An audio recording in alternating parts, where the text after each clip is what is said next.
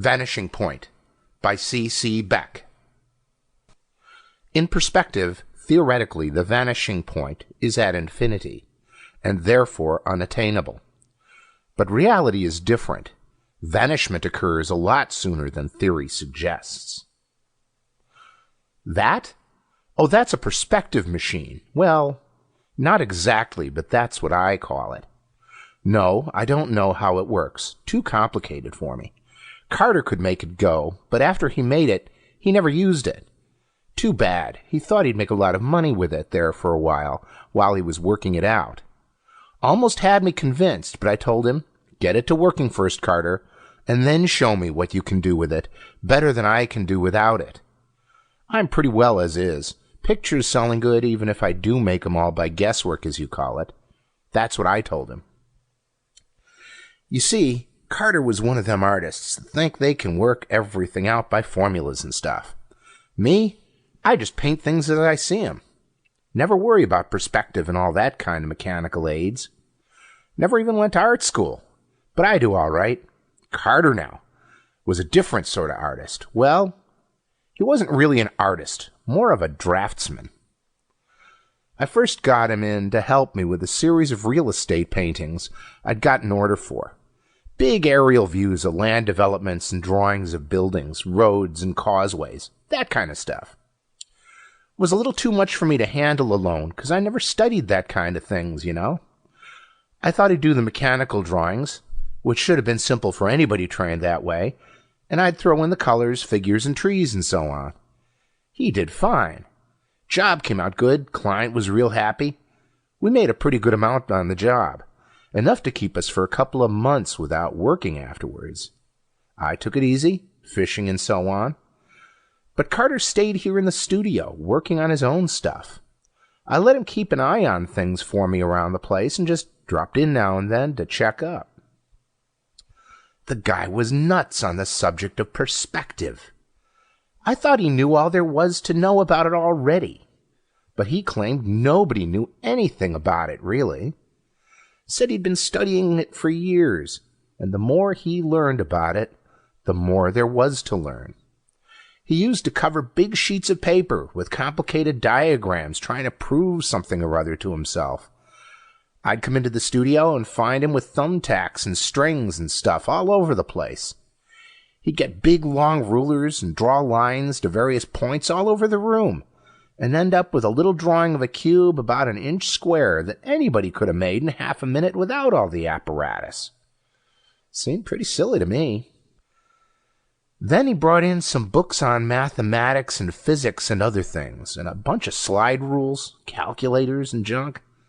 He must have been a pretty smart guy to know how to handle all those things, even if he was kind of dopey about other things. You know, women and fishing and sports and drinking. He was lousy at everything, except working those perspective problems. Personally, I couldn't see much sense to what he was doing. The guy could draw all right already. So I asked him what more did he want. Let me see if I can remember what he said.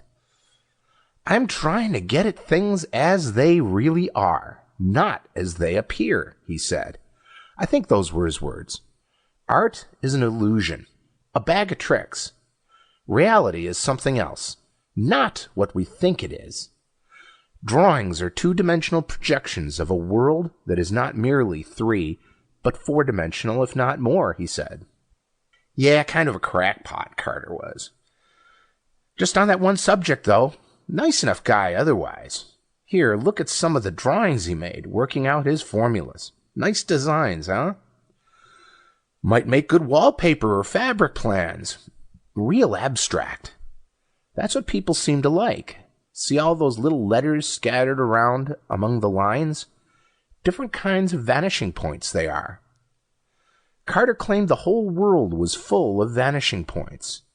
You don't know what a vanishing point is? Let me see if I can explain. Come over to the window here. You see how that road out there gets smaller and smaller in the distance? Of course, the road doesn't really get smaller. It just looks that way. That's what we call a vanishing point in drawing. Simple, isn't it? Never could understand why Carter went to so much trouble working out all those ways to locate vanishing points. Me, I just throw 'em in wherever I need 'em. But Carter claimed that was wrong. Said they were all connected together some way, and he was going to work out a method to prove it. Here's a little gadget he made to help his calculations. Bunch of discs all pivoted together at the center. You're supposed to turn them around so the arrows point to the different figures and things.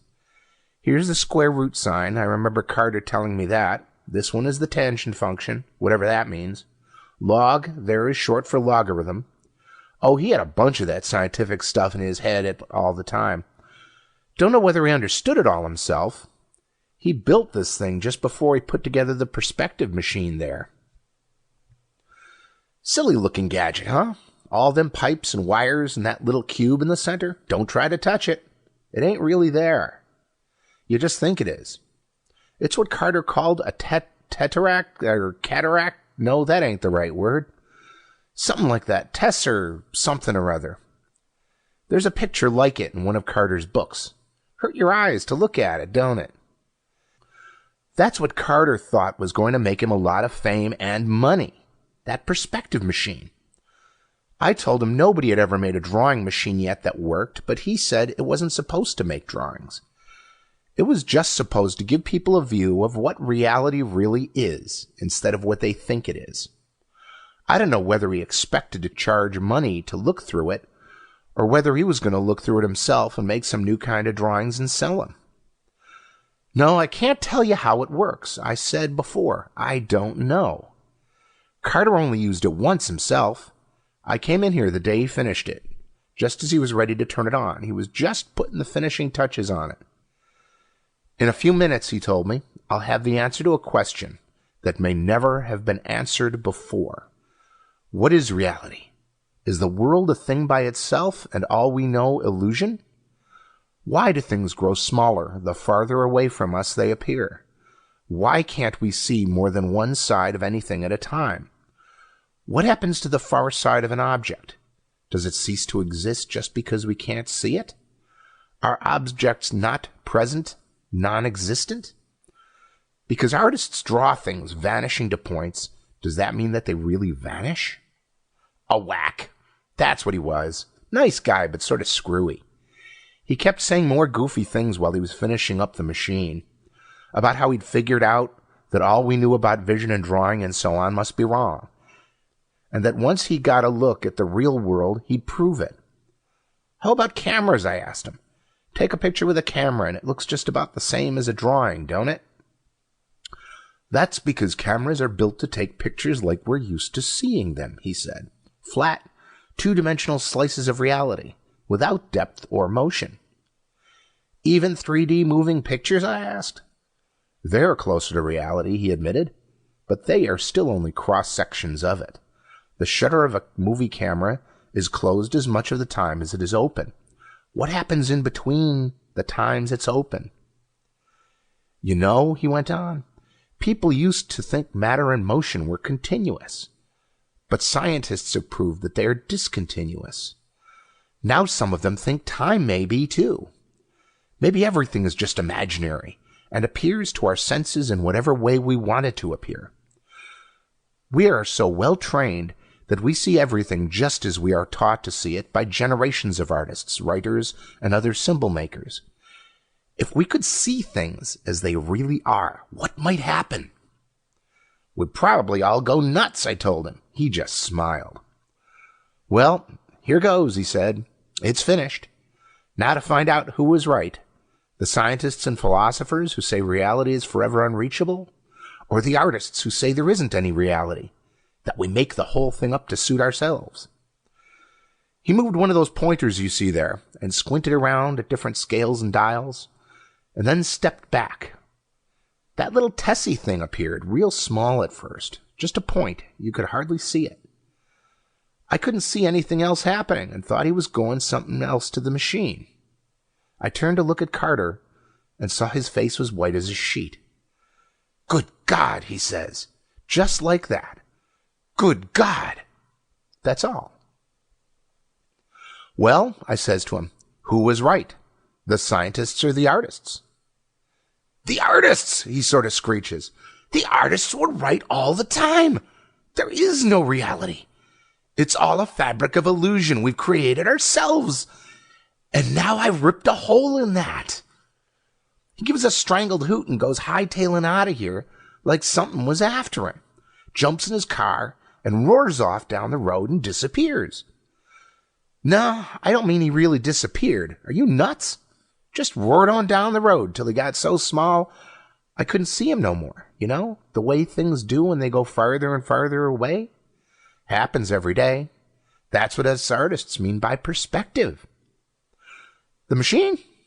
Well, I don't know what to do with it. If Carter ever comes back, he might not like my getting rid of it. I was thinking maybe I'd put it in the hobby show at the county fair next week, though. You notice how that funny-looking cube inside there gets bigger every time you look at it? There, it's just doubled its size again, see? People at the fair ought to get a big kick out of that.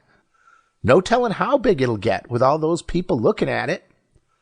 Come on, let's go fishing. We'd better hurry or it'll be too late.